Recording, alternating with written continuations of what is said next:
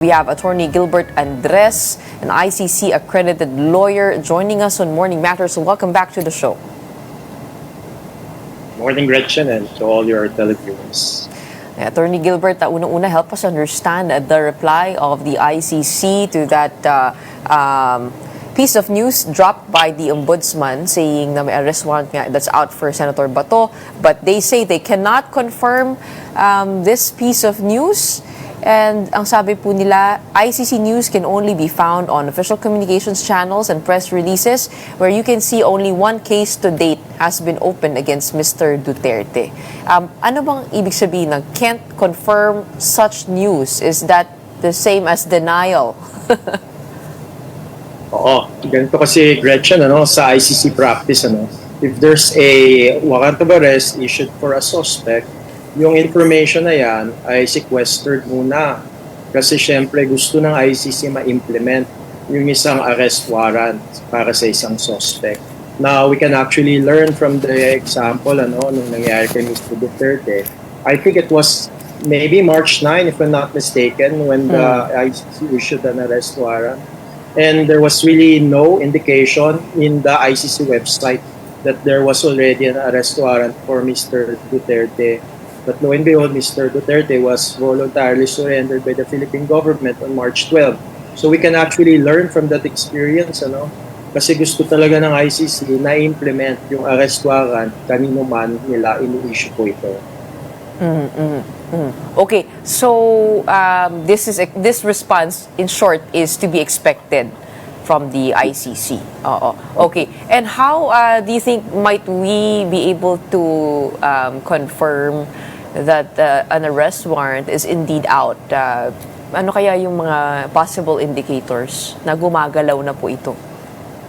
Well, there are two ways to know. Number one, if it's really officially published in the ICC website. But as of now, in fact, I've just checked the ICC website. Wala pong nakalagay na any arrest warrant for the Philippine situation aside from Mr. Duterte.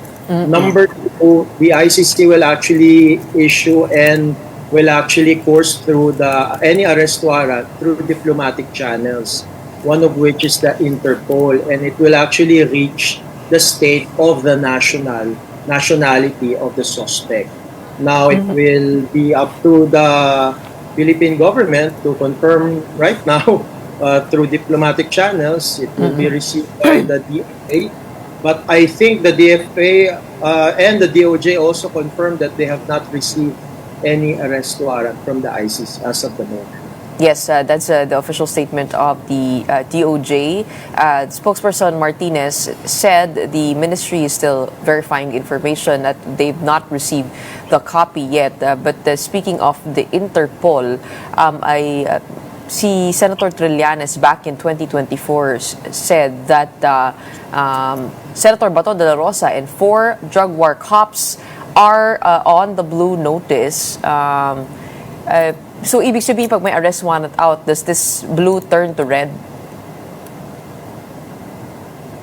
Well, yan yung terminology ng Interpol, Pero, as I've said earlier, talagang it remains to be seen, whether or not mayroon na-issue yung ICC. And just to be very clear, Gretchen, on behalf of the victims, we actually hope that there will be an arrest warrant for Senator Bato Dela Rosa, because in fact he was the one who issued Circular Memorandum 16-2016, which is Oplan Double Barrel. But as of whether or not there's an ICC arrest warrant, to be very candid, I don't really expect it within this year, because the Office of the Prosecutor is actually very focused on the case against Mr. Rodrigo Duterte. But this is just my opinion. I really hope that it will be issued next year.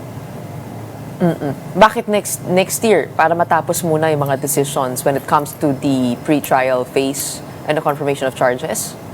Marami kasing mga issues ngayon dun sa case against Mr. Duterte, Mayroon pa nga yung issue ng kanyang fitness to stand trial, at mayroon pa rin yung confirmation of charges, at mayroon ding appeal on the interim release. Kaya I think kasi it's the Office of the Prosecutor who will actually apply for an arrest warrant before the pretrial chamber. So my instinct tells me, because of a lot of the proceedings with respect to the case against Mr. Rodrigo Duterte, my instinct tells me that the Office of the Prosecutor has not yet applied for any arrest warrant aside from that of Mr. Duterte.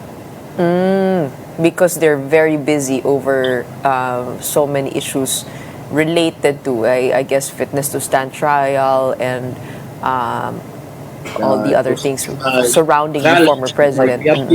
Yes, yes. Okay, but why do you think would the ombudsman drop hints pointing to an arrest warrant? I mean, help us understand what might be the purpose of that, because doesn't that give the good senator time to strategize how to evade arrest? I don't really know the reason of the ombudsman. I don't know, maybe it's aspirational on his part. In fact, it's also aspirational on my part and on the victim's part. But I think the best strategy really is bulaga na lang. Dapat i-implement na lang any arrest warrant issued by the ICC on the Philippine war on drugs. Oo, hindi na sinasabi ng gano'n na parang bombshell, ano? Opo. Okay, but this is kind of complicated because Senator Bato Dela Rosa is a sitting official. He is currently an incumbent senator. How might that complicate things? There were already indications that he could possibly stay in the Senate offices. Sabi naman ni Senate President Tito Soto, hindi nila hahayaan na may maaresto within the grounds of the Senate. Pero kapag lumabas na, wala na sa kanilang jurisdiction yon. So, ano ang possible challenges to an enforcement of an arrest warrant if it indeed does come? Okay, that's a good question. We can look at it from two perspectives. First, from the perspective of the ICC. The ICC does not really consider the position of the person. In fact, even a head of state can actually be issued an arrest warrant against, like Prime Minister Benjamin Netanyahu and Russian President Vladimir Putin. So the fact that Mr. Bato Dela Rosa is sitting senator of the Philippines is not a consideration for the ICC when it's actually considering an application for an arrest warrant. Secondly, let's look at it from the perspective of the Philippines. That's where the challenge is. Kasi I already know that there's a public statement that the Senate practice is, if it's within the premises of the Senate, hindi ipapairal yung any arrest warrant, even by a Philippine domestic court.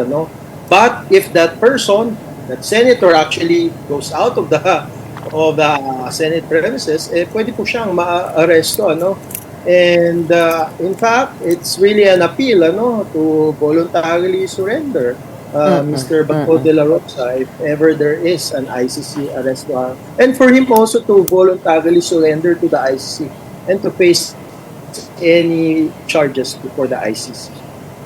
So if the senator wanted to, he could possibly live in the Senate premises for a very long time. In the practice among senators, and in fact, there's really no legal basis for it except that it's really a Senate practice. Okay. To live there. I think that happened years back. I know, but si Senator Ping Lacson nag-abroad po yan, so that's also another recourse for Senator Bato Dela Rosa. Tama ba? I mean, staying here, moving around the country would be very dangerous for him.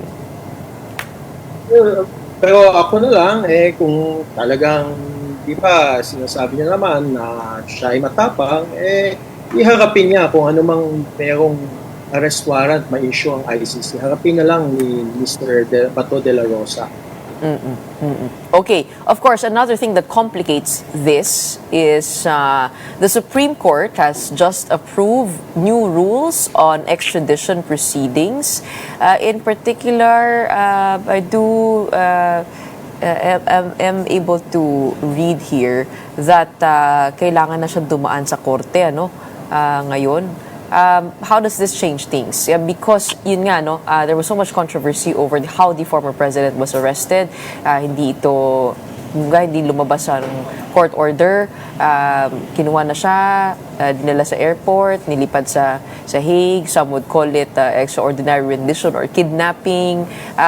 Pero ngayon, meron ng new ruling on extradition that there is a need for a certain number of days for appeals, last pleading and Court of Appeals before makapag-decide dito ang korte. So, your thoughts on that? Okay, two answers, Gretchen. The first answer is that the rules on extradition proceedings does not apply to any ICC arrest warrant. Why am I saying that? Because if you look at the definition of extradition, and let's be very specific, it's in Rule 1, Section 3, Paragraph E of the rules on extradition proceedings. Ang context po ng extradition is that there is a requesting state. Isa pong bansa ang mag-request. And the ICC is not a state, it's an international organization. My second answer, because the rules on extradition proceedings does not apply to an ICC arrest warrant dahil hindi po state ang ICC, international organization siya. Anong applicable legal regime? So my second answer will be the Republic Act 9851. It's our IHL Act. Kasi sabi dun sa Section 17, Philippine authorities may voluntarily surrender any person within Philippine territory who's being investigated or prosecuted before an international tribunal. And this includes the ICC.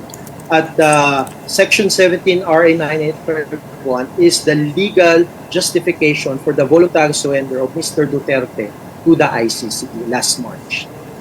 So wala kasi tayong extradition treaty with the ICC. That's what you're referring to.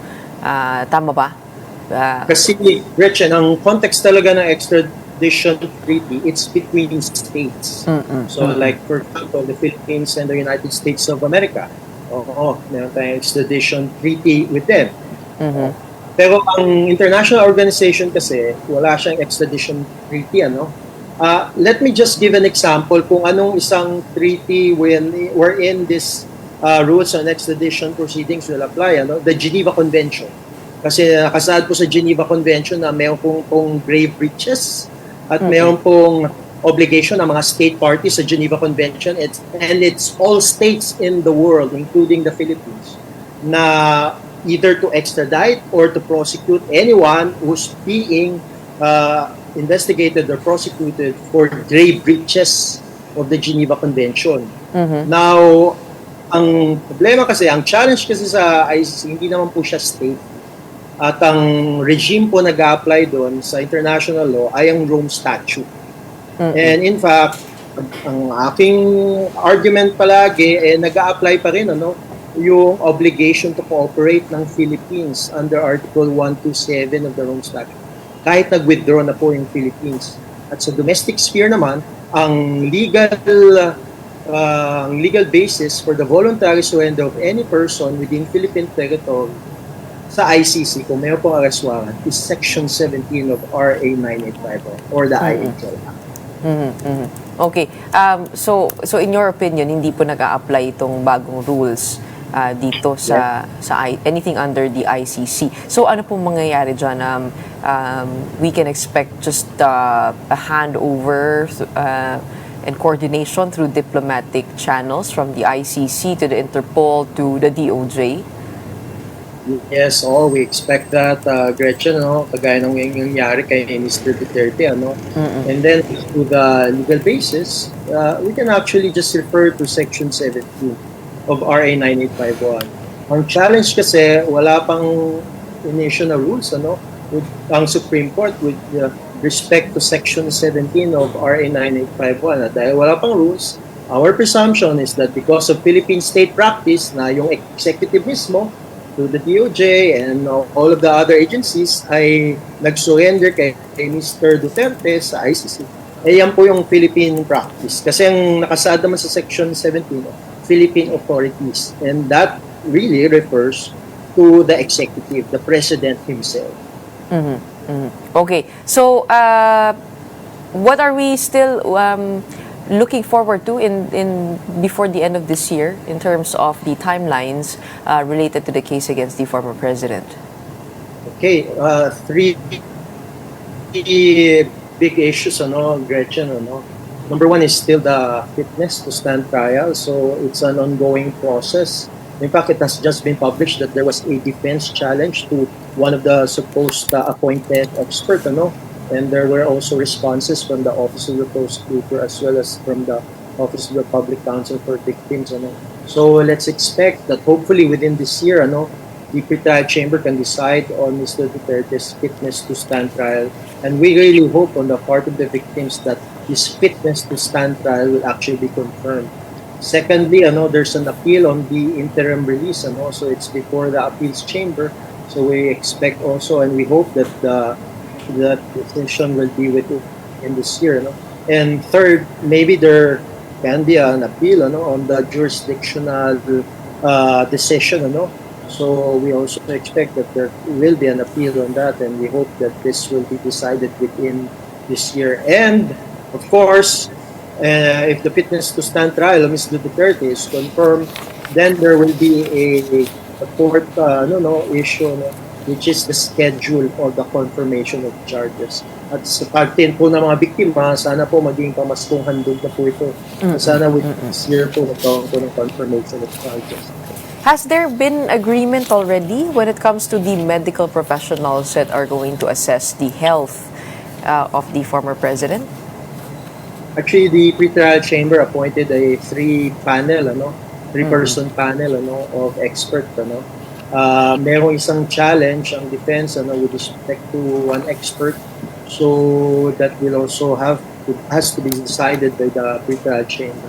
But there's already a three-person panel para po magsuri kay Mr. Duterte at mga eksperto po ito. Would you have any idea as to who they're challenging and contesting about? Mahirap mahulaan, Gretchen. Redacted information? Redacted siya, but it okay. refers to a she, so we expect this is a female expert, So talagang, hulaan lang ngayon, So mahirap din manghula as of now.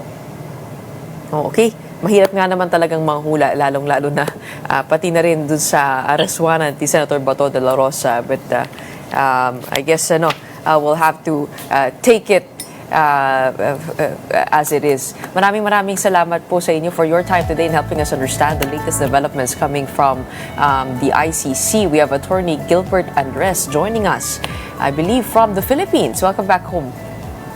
Thank you, Gretchen. Mabuhay po tayong lahat.